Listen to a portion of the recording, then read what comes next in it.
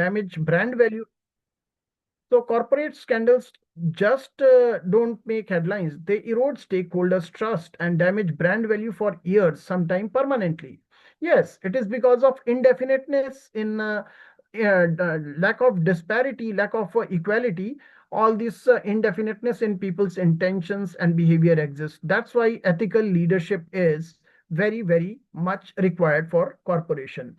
Ethical leadership demands transparency and accountability, which is no longer optional extras. They are strategic imperatives for survival in today's scrutinized business environment. So, what is ethical intelligence? So, well, it has three components. One is moral discernment, the practiced ability to recognize and navigate complex moral dilemmas in real-time business situation, because it's a VUCA world, highly volatile, uncertain, ambiguous. Norms of different countries are making people need to be sensitive, empathetic, receptive towards others' point of view without criticizing. I mean, holding hand, even if you have difference, respecting other in the feeling of brotherhood and coexistence. Then there is a principled decision making, making sound choices grounded in values even when faced with ambiguity, pressure, and incomplete information. Now, there are universal human values set. I mean, ethics are nothing but those values which are shared, accepted, and dignified by all. So there should be universal human valued, which should be principle based, and it should be equally accepted and shared by all. If it has to do, it has to be equally accepted by all corporations and multinationals if ethical intelligence need to be developed. Then there should be balanced priorities, skillfully balancing competing stakeholders' interest with fairness, transparency, and long-term thinking. This was a research by Pendlebury in 2025. Now, core threats why ethical intelligence and ethical leadership is required. There are, I mean, these are the core threats of ethical leaders. So he is courageous and he promotes transparency. Leaders demonstrate accountability openly, even when admitting mistakes or uncertainties that may carry short-term cost.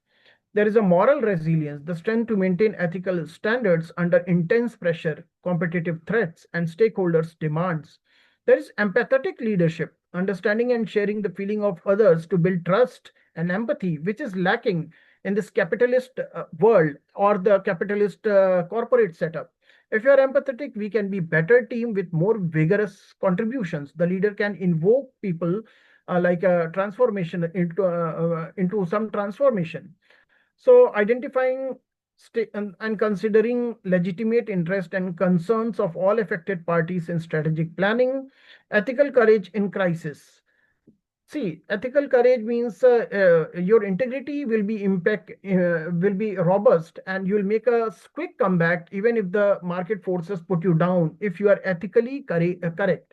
Because within you there is a deep, rock solid ethical core which will not let you down. At least your inner self-esteem will be very, very high. Then the leader should be having a deep awareness of how decisions ripple through organization. So this is the demand of an ethically sensitive leader. Then there should be consistency, because people and a team and corporates are more mobilized if they see the definiteness in your behavior and predictability. So authentic, legitimate alignment between beliefs and actual behavior. One should not talk big things and not mean nothing. I mean, your action and word should be, as far as possible, same. Then there should be cultural sensitivity, recognizing and respecting diverse cultural norms and values. Then a leader should be lifelong learner and adaptive and flexible, and he should have a long-term vision and mission. So next is the leader's crossroad. Every strategic decision demands careful navigation between power, responsibility, and transparency. Power is required for any leader because of the power, a leader can take quick decisions and effective decisions. Without no power and lot of accountability, the leadership won't be impeccable. It won't be impactful. And with the power comes the great responsibility. And if he is transparent, he can easily get the trust of others, and he can mobilize people as per the mission and vision of organization. So balancing power, responsibility, and transparency requires perspective.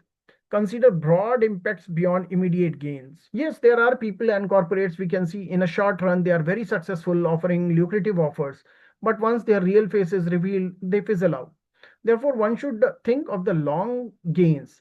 There should be purpose, which should be aligning with mission and vision, which are rooted in ethical values, values of trust, values of care and affection, values of empathy, values of gratitude. So this should be the base from which the negotiations and dealings should start. There should be pride, healthy self-esteem to uphold ethics under pressure. There should be patience, resist shortcuts in high-stake environment, and there should be persistent, committed to ethical standard despite challenges. So these are the five key terms to balance power, responsibility, and transparency. Then building transparency is the core cornerstone of this, because the more you are transparent, so the inner dialogue is also making a lot of self-confidence and self-esteem in you. Moreover, stakeholder with whom you are dealing will have more confidence in your action. So clear, honest communication builds lasting stakeholders' confidence and strengthens organizational resilience in time of crisis to the level of 76%. Right. Transparency prevents hidden biases from taking root and fosters psychological safety. Now, this word psychological safety is of prominent importance. If the employee or the another corporate is ensured that he won't be hanged if he's talking, if he's being transparent, if he's taking an ethical stand, then definitely it is going to get a lot of resilience as a team. Then cultivating moral responsibility. Just a second. Yes, cultivating moral responsibility and integrating ethics into strategic decision. So, how to cultivate it? AI plus human wisdom. Combine AI speed with human intuition and ethical reflection to make better decision. This was a research by Atter in 2025. Structured conflict resolution. Use proven framework to navigate disagreements while maintaining integrity and relationship. Of course, if a person is guided by ethics or ethical leadership, he won't react, he will respond. Where reaction is quick, automatic and spontaneous, which is generally disastrous in nature, a response is always based on adding harmony in the relationship. Response is always providing solution to the conflicted situation and taking the ownership that with my involvement, there will be peace, there will be solution, there will be no ailing problem. So structured conflict resolution should be based on response orientedness. Then ethical scenario planning, embed ethical consideration into risk reviews and strategic planning process from the start. So this should be the base, ethical scenario planning. Then stakeholders impact assessment, ethical risk auditing, conducting regular audits to identify, assess, and mitigate potential ethical risk in operations. Then value-based performance metrics. The employee may fail, but if he has lived up to the values, the missions, and visions of the organization, he should be awarded. His glory should be shared, accepted, and dignified, so that his head is held high. So that wise, a leader is actually going to get the trust, which is the cornerstone of any relationship. Then next is building ethical culture at the top. So, well, actions speak louder than words. If the CEO or the leader is himself following the ethical principle, he doesn't have to utter or speak even a one word. His action will be he will be the role model. So, leader must visibly demonstrate these qualities of empathy, of kindness, of generosity, of appreciating publicly and criticizing privately, of recognizing person's worth, whether it is of middle management or lower. So leaders must visibly demonstrate these qualities in their daily action and decisions. Then reward ethical courage. Of course, whistleblowers and those people who have lived up to the mission, vision, and the ethical code of conduct, they should be rewarded, recognize, and celebrate ethical decision making because they have put ethics before the interest or the profit. Encourage ethical dissent. Yes, even the whistleblowers or those who do not agree with you, still you should have a respect for them because another value, important value of ethical leadership is respect. So there's a case study in which a CEO halted a profitable product rollout after the minority ethics review committee raised a concern about potential community harm. And the outcome of this CEO's decision was there was a greater long-term investor trust and enhanced brand resilience emerged from this courageous choice. This study was done by Pendlebury in 2025. Those interested can refer this. And in contrast, for a short run, companies taking shortcuts on environmental disclosure face lasting reputational damage and far outweighs short term gains. So the market increasingly punishes ethical failures and rewards principal leadership with sustained loyalty. So the five C's of ethical data and decision making includes consent. So obtain clear, informed agreement on data collection and use from all stakeholders, what they want and whether you are able to deliver that or not. There should be clarity to communicate intentions, processes, limitations, implications, and there should be consistency. Apply ethical standard uniformly across all operations and decisions. There should be control and transparency, empower stakeholders with meaningful oversight and access to information, and the consequences. Anticipate and actively mitigate potential harm before it occurs. So, this was by O'Reilly in 2025. Then, empowering leaders and teams, workforce training, ethical intelligence program for employees and board members. Yes, the ethical culture in ask for training the employees to live up to the ethical values. Specialized hiring, recruit AI ethics specialist and policy analyst. Continuous learning, ongoing upskilling to adapt to evolving ethical challenges. So this study was given by a multinational Deloitte in 2024. Then collaborative ethical intelligence in the company or corporate culture can be developed by the most effective ethical decision emerge from diverse team working together who can agree and accept each other despite differences because respect will be the cornerstone. So bridging multiple perspective to complex challenges, many heads together, putting their heads together to solve with ethical core is bound to be a formidable team. So emphasize upon mission, vision statement based on values, inculcate these values into teams through training and simulations or case studies or role plays. Appreciate or encourage people displaying and living up to these values. Example, those who add harmony and solution to a situation instead of reactions and other things. Then so the conclusion is ethical intelligence is the strategic advantage because it gives you competitive edge. Ethical intelligence transforms trust into a powerful competitive advantage in disrupted markets. Example is Tata Group in India. They have lived up to the ethical core, and Tata is huge in India today. So, essential balance, balancing power, responsibility, and transparency is essential for sustainable long term success. Smart leadership, cultivating moral responsibility is not just right. It's intelligent strategy for navigating a disrupted world, which is already very volatile and a lot of trust issues are there. People will get a trust and solace in your leadership, and they will feel like connecting to get harmony and solution.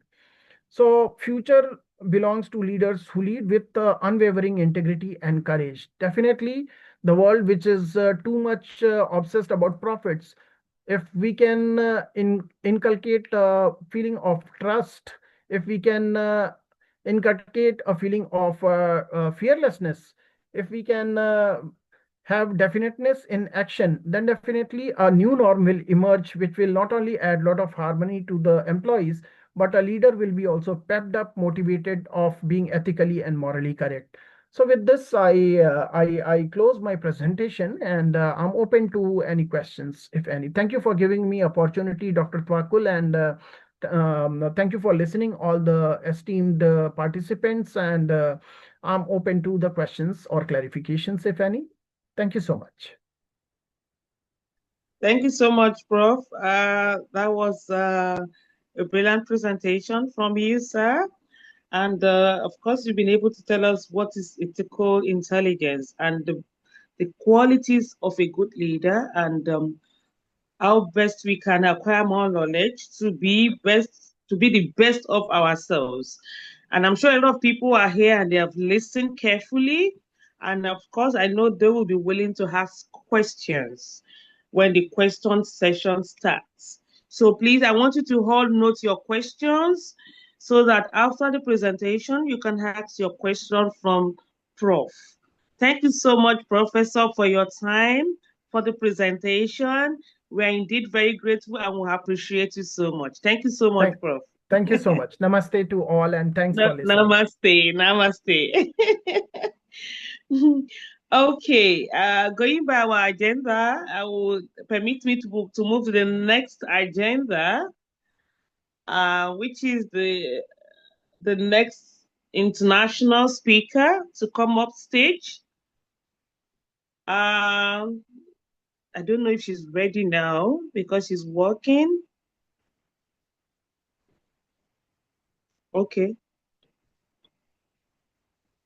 Dr. Mann, are you ready?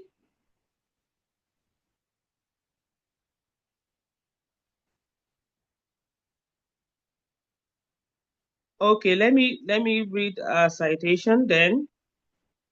Maybe she can join us. If she cannot join us, then we'll hold on until she's ready while we continue with the program. But in case you can hear me, Dr. Mann, it's your turn. So my next international speaker is, she's an apostle, a renowned spiritual leader, educator, and community servant. She serves as a principal officer at CISR and Nexus International Research University, NIRU. She has accomplished much academically, where she holds several doctorate degrees in strategic leadership, biblical studies, divinity, and theology. She holds multiple PhDs in counseling, theology, and educational leadership, including a master's degree in psychology, spiritual counseling. My next international speaker she is a dedicated public servant, and also this role as reflected in her current role in the state government, with the Department of Public Health, where she works tirelessly to protect and serve the community. Ladies and gentlemen, welcome with me to this great virtual podium as I invite Dr. Mann Vetti to talk about empowering researchers to lead beyond academia. Doctor, please, are you here? Can you please unmute yourself and take up the podium? She joined she's the first person to join today, but she told me she's working. Okay. You're not a co-host. You can unmute yourself if you're ready.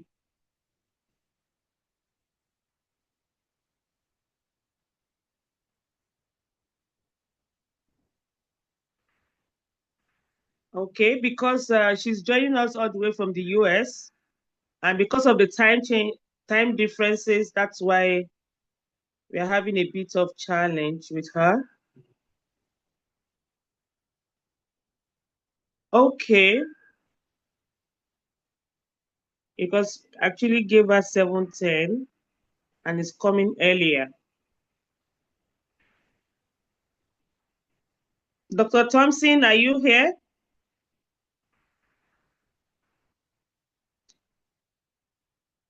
Okay, and I do not. Okay, I think she's here. Yes, she's here. Yeah. Can you all hear me? Yes.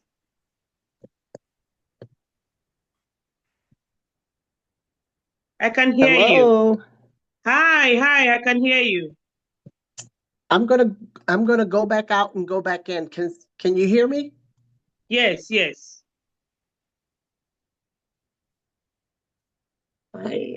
Give me a moment, please. No worries. I'm having technical difficulties. Give me a moment. No worries. I'm gonna go back out and go back in. Okay.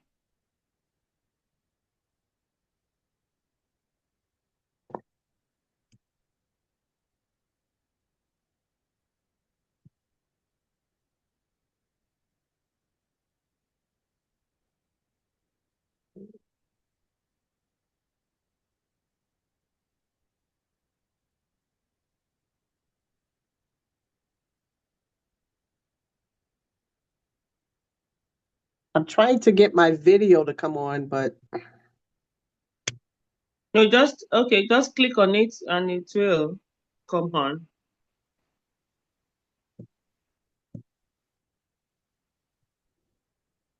You can just click on it. It should come up.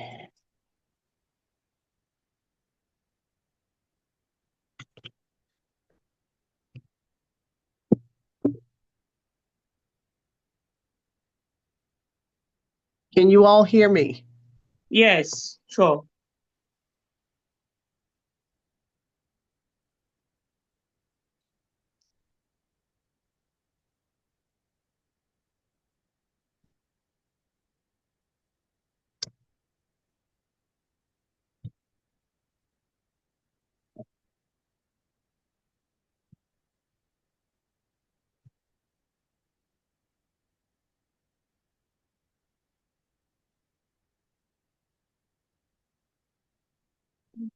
I'm going to go out and come back in.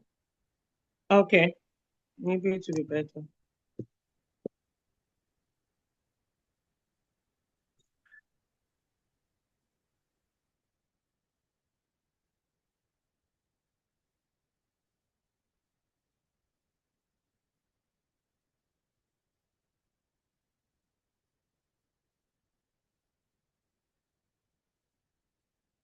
Okay, while the doctor is trying to sort out the technical.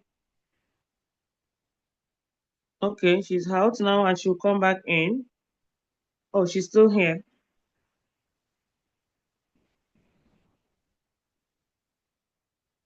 Okay. Now your slide is showing.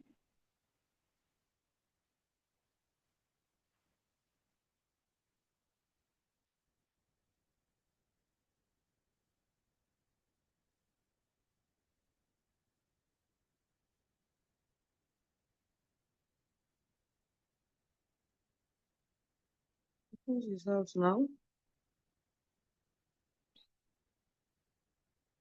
Okay, she's going to join us. This is her slide.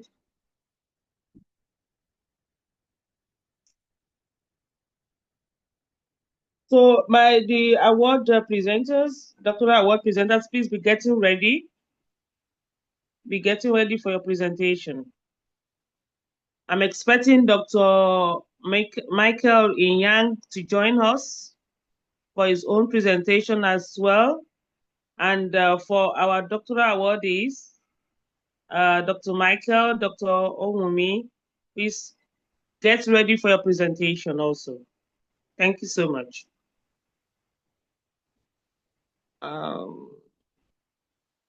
Yes. Dr. Thompson, you can unmute yourself now and please make her a co-host. Admin. She's already co-host. No, you have to Hello. make her again. Yes, I can hear you. Okay. I don't know if you can see me, but I tried to come on video. Yes, your video is on and off. Yeah, you are on now. Okay, thank you very much. I do apologize, but I am having technical difficulties on my end. But greetings to all my esteemed leaders. I'm honored to be able to present strategic insights today on growth and excellence on doctoral leadership for systematic change, empowering researchers to lead beyond academia, translating doctoral work into policy, innovation, and global return. We can now move on to the next slide, and I will begin my presentation.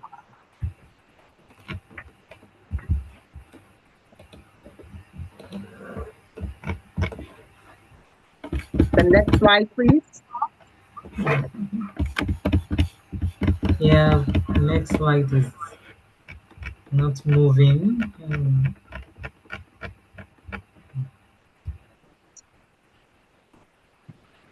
Boy, this is technical difficulty today.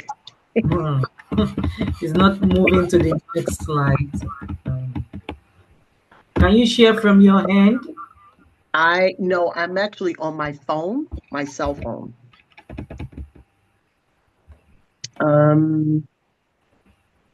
If in fact they want to listen in, I will continue to move forward if you can't get it. Yeah. Can you see the next slide? Okay, there it is. So the next slide is redefining doctoral leadership.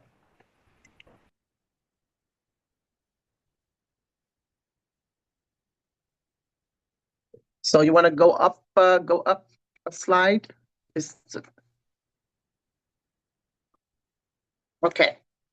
So it says beyond subject expertise, doctoral education traditionally emphasizes deep specialization, but leadership today requires integrating that expertise into broader systems and real world impacts. From scholar to change agent, PhD holders can lead innovation, equity, and evidence based reform in sectors such as policy, industry, and community organizations. Mindset shift. Next bullet point says leadership in this context involves curiosity, collaboration, and courage. We're still on that same first slide. Not just authority or credential based influence. Okay, we're going to move on to the next slide that talks about systemic change, what it means. Examples: addressing inequity in education, rethinking sustainability, frame networks, or reframing healthcare delivery systems. Definition of systemic change targets root causes and underlying structures, policies, norms, and power dynamics rather than isolated problems.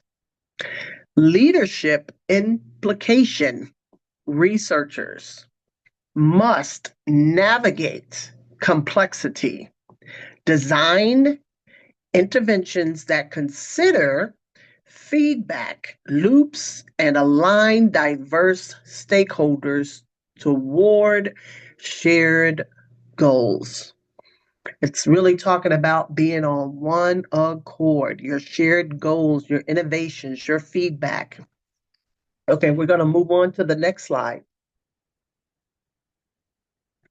Doctoral researchers as knowledge mobilizers, translating research into practice. We're taking our information, now we're putting it into practice. Doctoral graduates can make evidence accessible and actionable, putting things into action for decision makers and communities. We are working in a global community. Building bridges, effective leaders, connect academia with policy, industry, and civic organizations to foster innovation. Tools and skills, knowledge, mobilization involves partnership development and policy translation. We're moving on along here. The core competencies for leading systematic change. Well, that first bullet point talks about strategic thinking. We want to be able to connect ourselves with people who can strategize, people who are in academia. Um, let's just say people who really want to think outside the box, okay? Seeing the big picture, coming together to see the big picture while identifying leverage points within complex systems. Collaborative leadership. Okay, we're coming together. We're going to engage in multidisciplinary teams. We're going to pull together teams, respecting diverse expertise and co-crediting solutions. Equity and inclusion. This is something very popular we hear. Centering marginalized perspectives to ensure changes are just sustainable. Resilience and adaptability, okay? Navigating uncertainty, failure in evolving contexts, okay? Ethical stewardship, upholding integrity and accountability in applying research insights. Let me just say it's very important for our colleagues and for our academia, for those who are in leadership, to uphold integrity, confidentiality, and accountability. It's very important as we step out here and as we work in this workforce and as we move forward to be pioneers and to be trailblazers. It's important that we carry integrity. We're moving on along to the next slide. Empowerment through doctoral training.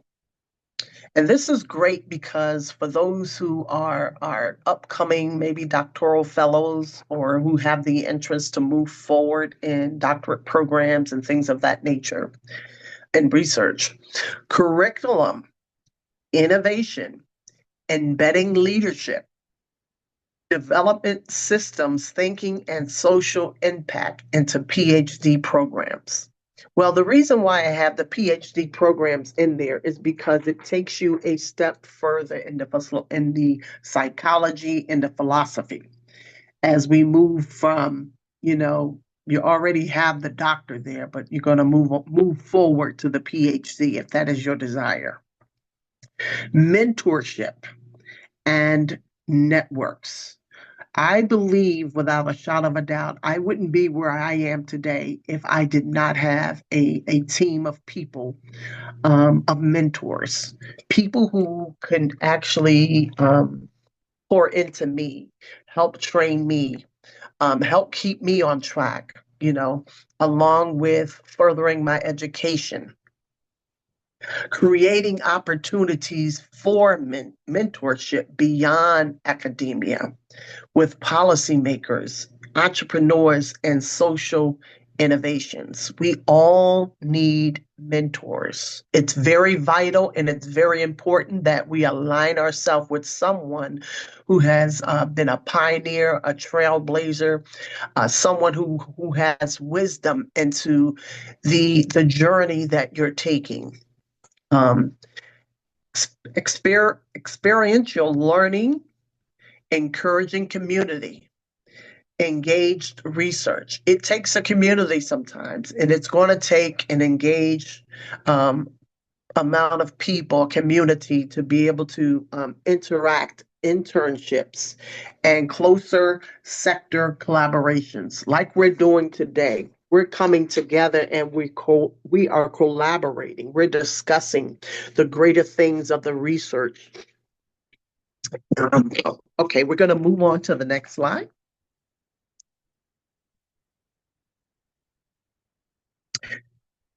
Ways for impact beyond academia.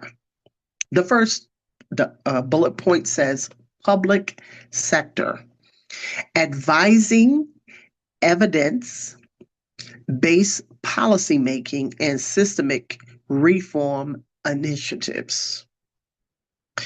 Second, private industry, leading research driven innovation, sustainability, and ethical technology design. These things are critical as we move forward in doctoral research. Nonprofits and NGOs designing and evaluating programs for community, well-being, and social justice. Who is our community?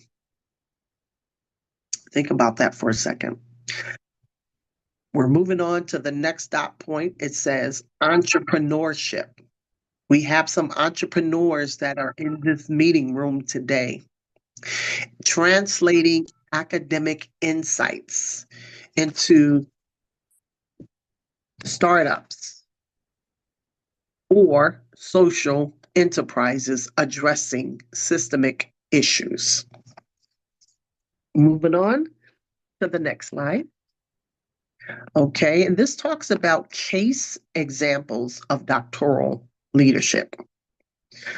Policy reformers, PhDs who have led initiatives in climate policy, public health, that's where I work in public health, or education equity. Science communication, researchers using digital media to make complex knowledge accessible. These are all the things that are going on around us. Technology-wise, majority of everything is becoming digital. Social innovations, doctoral graduates founding mission-driven organizations tackling systemic challenges. Okay. We're moving on to the next slide. I'm sorry, I have a few more to go. Building a culture of doctoral leadership. First dot point, institutional support.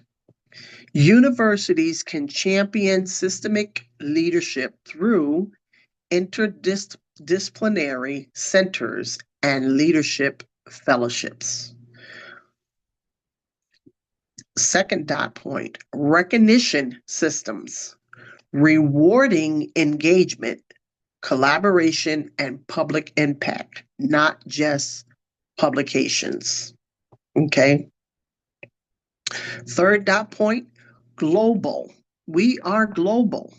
Okay. And we're hoping to move forward with other nations to jump on board. Global collaboration, fostering cross-border doctoral networks, addressing global challenges like climate change and inequality. And we know that climate change is something that is very big right now, especially in government. All right, let's move forward to the next slide. Okay, measuring systemic impact. First dot point, indications of success. Beyond citations, cases, influence on policy, organization, transformation, or social outcome. Second dot point, reflective practice. Encourage doctoral leaders to evaluate and learn from their interventions. It is very important in your journey to all of my doctoral fellows. 2, first of all, we all need the encouragement. We need the push as leaders, okay? We need wisdom as leaders, and we need to learn from every single failure as well as every success. Because in this life and in this journey, you will have failures, okay? But we learn from our mistakes. Sustainability. Systemic change is long-term leadership. Must focus on building capacity, not dependency. Okay. We're going to move on. We're almost there. The future vision, doctoral leadership for the 21st century. Okay. Well, we're one more slide just before this one. Yep, there we go. Transforming knowledge ecosystems, integrating academic rigor with societal relevance. Second dot point, empowered doctoral graduates, equipped to lead. We got to be equipped to be able to lead and make a change with what? Compassion, evidence, and systemic insight. Third dot point, legacy of impact. We all want to make a legacy. Anywhere we go, we want to be able to make a legacy. Creating a culture where research leadership continuously drives ethical and equitable transformation. And we are finally at our last slide. Thank you for your patience. And this is my key takeaways and my final message. Okay, researchers with doctoral training are encouraged to view the role not just as scholars, but as agents of system change, capable of influencing institutions, communities, and broader systems beyond academia. Leadership in this context means moving from producing knowledge to mobilizing. Now we're moving with it. Knowledge for change. It's all about making a change, recognizing the value of collaboration, coming together with your peers and your co-peers and your constituents and your networks and your communities. Translation of research into action and engaging stakeholders outside of the academy. To succeed in this expanded leadership role, doctoral trained individuals should cultivate a set of complementary competencies, strategic mindsets, systems awareness, understanding interactions across sectors, communication and partnership skills, reflective leadership, identity, and adaptability. We must learn to be adaptable in non-academic environments. Everyone that you meet may not be a scholar. They may not be a doctoral fellow. Okay, when you begin to share your vision and your dreams. Transformation is incremental and requires persistence, networks of support. You got to build your community and a willingness to engage with complexity and uncertainty. And that is the end of my presentation.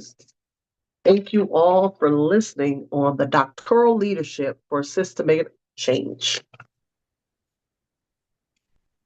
Thank you so much, Dr. Thompson. That was a brilliant presentation. And Thank you very much. I really want to say thank you because you're the first to join today. Yes. And it's actually Even Dr. Mann. It's Dr. Mann. I use Thompson as well, but Mann is that's my married name. So it's Dr. Mann. Okay. Thank Dr. you. Mann. Okay, because I need to applaud your dedication and your commitment to today's presentation.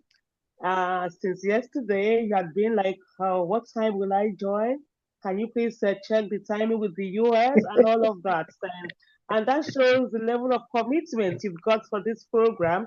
And I must applaud your tenacity. I appreciate your commitment, your dedication. And I'm sure a lot of people also here today have learned so many from your presentation. They have gathered so many things from your presentation because you've been able to tell us more the need for us to have mentors. Because, Yes. when you have great mentors, they will help you in the pursuit of your dream. Because Yes. these are people who are well equipped and they have the knowledge, which is very Mm-hmm. important. And Mm-hmm. with this, you can achieve your dreams. And you talked about the capacity building, the need for us to also come into collaboration. Mm-hmm. And of course, we need to also value networking. And I will also have that trust. We need to have trust we should Absolutely. allow people to have trust in us. We also have trust in people. And we should have a niche for ourselves, niche of scholars, niche of intellect that we can operate with and come out in the best of ourselves. This and more Yeah. you have told us tonight, and I'm indeed very grateful.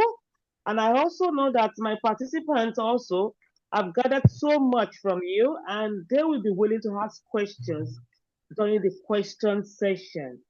So thank you so much, Dr. Mayer, for this great presentation. Thank And you. please, you can stay by and for the question session. Okay. Do you know how long it is for the questions? Ah, okay. And okay, maybe I should allow people to ask their Yes, questions maybe now. we should, yes, let's allow Yes, people to ask questions. If please. Do you have if you any could question if for you Dr. could ask me questions now because I'm in the middle of a deposit here at work. I know, I know. I think it's better we allow people to ask questions now.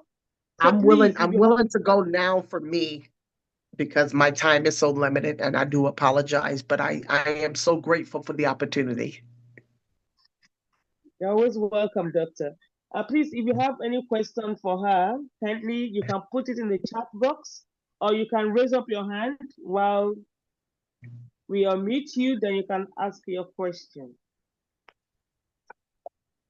Please, you can ask question from Dr. Mayan. Any question, please? Well, this is great. Okay, yeah, I think I will ask a question, and this has to do with collaboration, Mm-hmm. and it is a great challenge because a lot of people will find it difficult to collaborate with another person. We feel, Mm-hmm. oh, if I discuss my idea with this second party might take all my ideas and utilize it for him or herself. So, Mm-hmm. how best or what are the attributes do you think we need to possess? And how best do you think we can go about collaborating with another person to have a positive result? Well, first and foremost, I would say first, the person should be approachable. That's number one, right? To be approachable. For me to be able to sit down and have a collaboration with a person, right? And to be able to have them open up and share any questions or ideas that they may have for their journey. Now, let me just use me as an example, right? So Okay. I am in leadership, right? And I'm a scholar as well, right? I'm an educator, I'm a professor. So it's important for me to have dialogue with people all the time, right? And it's also important for me that the person trusts me with whatever wisdom or knowledge that I'm going to share with them, right? And once I share knowledge, wisdom, direction, and most importantly, instructions, because I'm always coming with instructions as a leader, right? And once I give the instructions to someone, I'm going to come back and follow up and say, hey, how did you make out with X, Y, and Z? Did you follow up on this, and this, right? As a leader, that's my requirement to do with other leaders in different nations, right? So that is my collaboration with leaders that I lead. And also, let's just say in the working world, I work for a living. I collaborate. We come together as a community to brainstorm, to share ideas, right? To bounce things off of one another. I think it all still comes into your question that you're asking, how do you collaborate with a person? And you know what? The number one key is to listen. Okay. I think it's vital that you listen when you're coming together to collaborate. And when you coming together to collaborate, you want to leave with hopefully an answer on what you came for to collaborate. I think it's very vital that people collaborate because you, doctor, I'm sure you have great wisdom and ideas, right?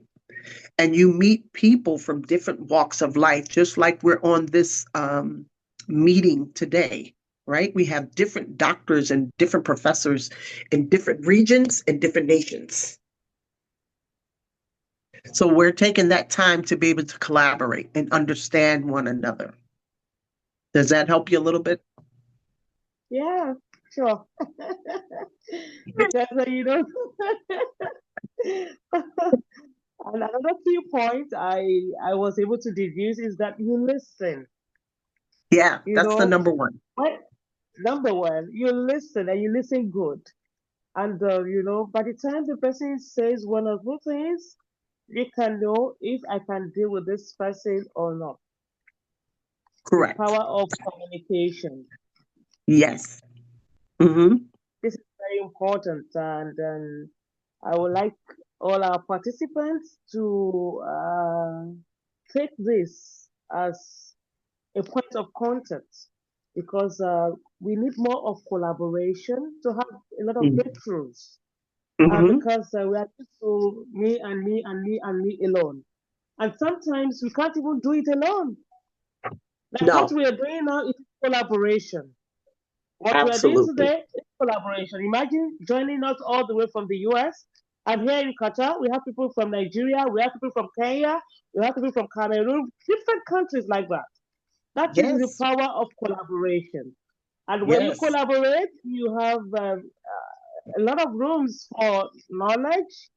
You gain more knowledge, you get more networking, Mm-hmm. you get to know people more and all of that. So it's a great thing.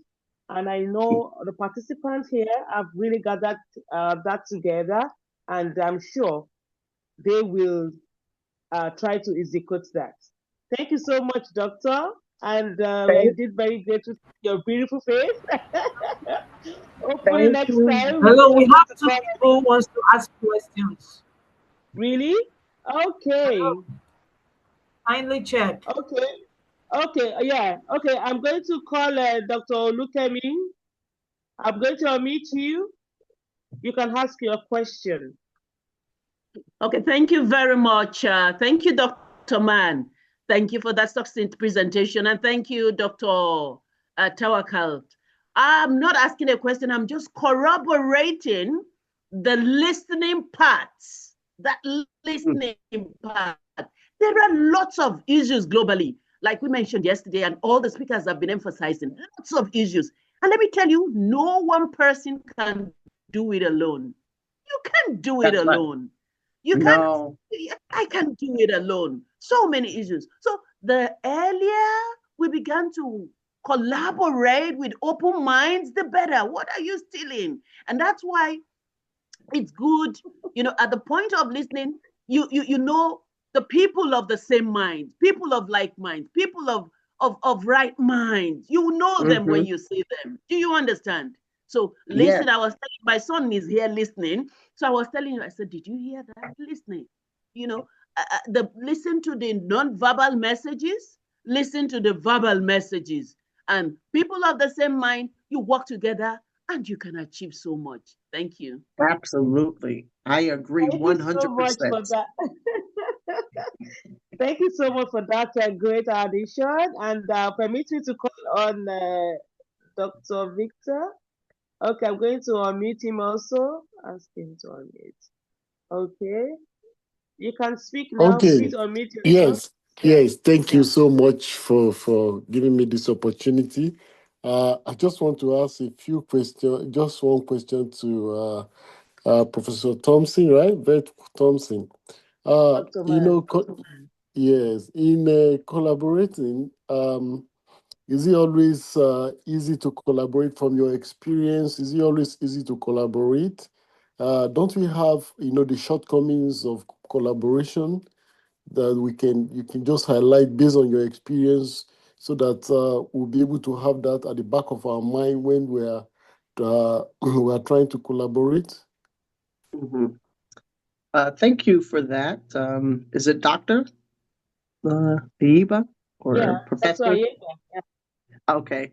Um, for the question that you asked me to, I guess, bring back home for you, collaboration, doctor, should be very vital as you move forward, right?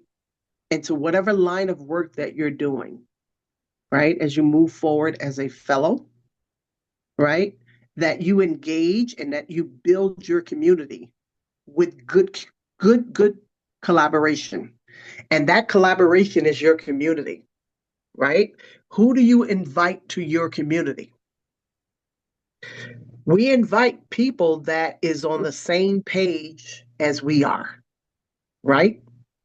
We invite people who are strategic, who are thinkers, who are researchers, who think outside the box, right? You know, when you come into a conversation with someone and you're collaborating, if they're in the same mindset of you are. No one's going to be the same, right?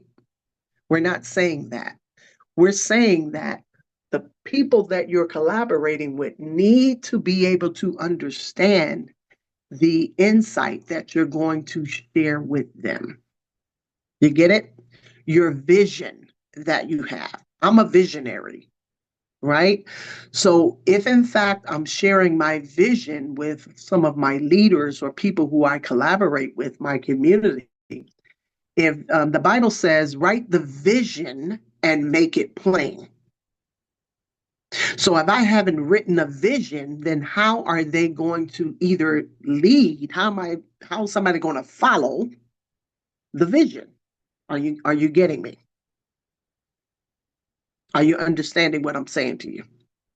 Yes, yes. Okay. So in other words, we write the vision and we make it plain. And so once I write the vision and I continue to collaborate and build my community, so I have people that are in my community who are visionaries, who are thinkers, someone who thinks outside the box, someone who has an eager. We all are needed. Don't get me wrong. All of us are needed. All of these five fingers, and I'm going to use this for fivefold ministry, okay, apostolic ministry. All are needed, and that's apostles, prophets, evangelists, teachers, okay, and all five are needed. I'm using that as a demonstration. So in other words, I can't do everything alone. I need all the rest of these fingers, which means, doctor, I need you. So the insight and vision you have, you can share with me, right? So align yourself with people.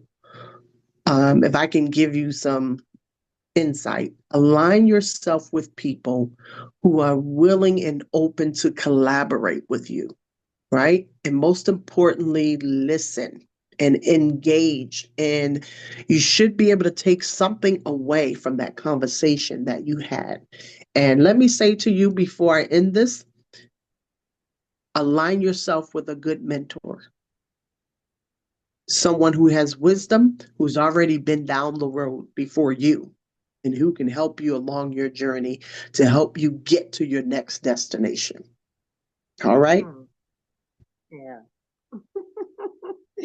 Thank you so much, Dr. Man. That was a brilliant one. And I like the fact that you laid much emphasis on listening and the fact that you deal with people of like minds. Like Yes. you're on the same page, you know. Mm-hmm.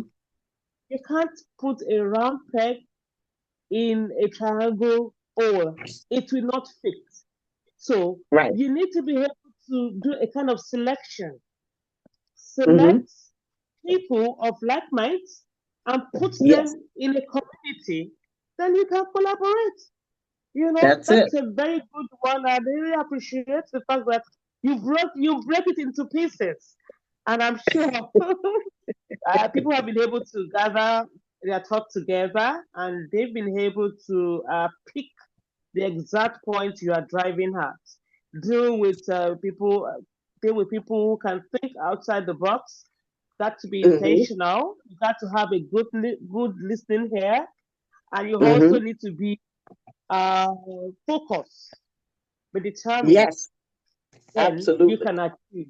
You can achieve your dreams and aspirations, and of course, you can be a distinguished leader within the community. Thank you so much, Absolutely. Dr. Man, for that great presentation. And I'm sure, sorry to have taken much of your time, but you are indeed very appreciated. Oh, no worries. Is there any other questions for me? Okay, do you have any other question? Okay, I I'll think, take one more if there's any. One more. no, I think everyone is good. I think everyone is Okay. good. Okay. So thank you so much, Uh, Doctor, and you can have a lovely time at work. yeah, thank you so kindly. Is it Dr. Hadia? Dr. Hadia? Tawako, me, Tawako. Okay. Well, it has been a pleasure collaborating with all of you on this great day. And I know tomorrow is the big day for the No, Friday, Friday. oh Friday. Okay, so Friday is Yeah, the big Friday. day for the fellows and the summit and so forth and so on. So I pray that everything is successful and that it's a great event. So just know that I'm praying for all of you. Thank you so much. I appreciate it so much. And thank you for joining us today. All right, We guys, wish you you have an awesome day and evening. you too. Bye. Thank All right, you. bye bye. Bye. Bye.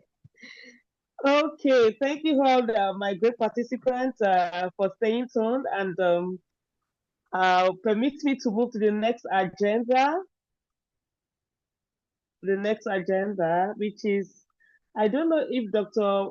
Michael Inyang is here now to make his presentation. Okay, while Dr. Man was on, I could see, I thought I saw Dr. Daniel. I thought I saw him online before. Okay. Dr. Victoria, are you here? Dr. Victoria, are you here now? Okay. Uh, okay. Then I'll move to the next agenda. And now we will move to the award, doctoral, okay, doctoral award awardees to start with their presentation. And while they are making out for their presentation, please, if Dr. Michael is online, let me know for his presentation. And if Dr. Victoria is here, kindly let me know also. Okay, Dr. Michael is online. We've given him the Where is host. he? I can't see him. Miller 7, let's say. His name is Okay, Dr. Miller 7. So, okay. Mina 7 is Dr. Michael. Good evening. Yeah, good evening. How I are don't you know if I'm today? audible enough. I think Yes, I can hear. from the post I saw one Dr. Michael Inyang. I don't know if it's Michael Inyang you're calling or Michael Inyang. We're two different persons. No, I'm talking about Dr. Michael Ian. Is Yeah, he then here? mine is Michael Inyang. Okay, you are one of our doctoral awardee. Not, I want to Yes, see please. Dr. Michael, oh, both Michaels. Okay, please hold on a bit. Okay. Let me see if Dr. Michael Ian is here. Okay, he's one of our international presenter for today. Okay, if he's not here, then I will have to call, I will have to start with our doctoral awardees for that presentation. Okay, and the first person I'm going to call for his doctoral awardee presentation is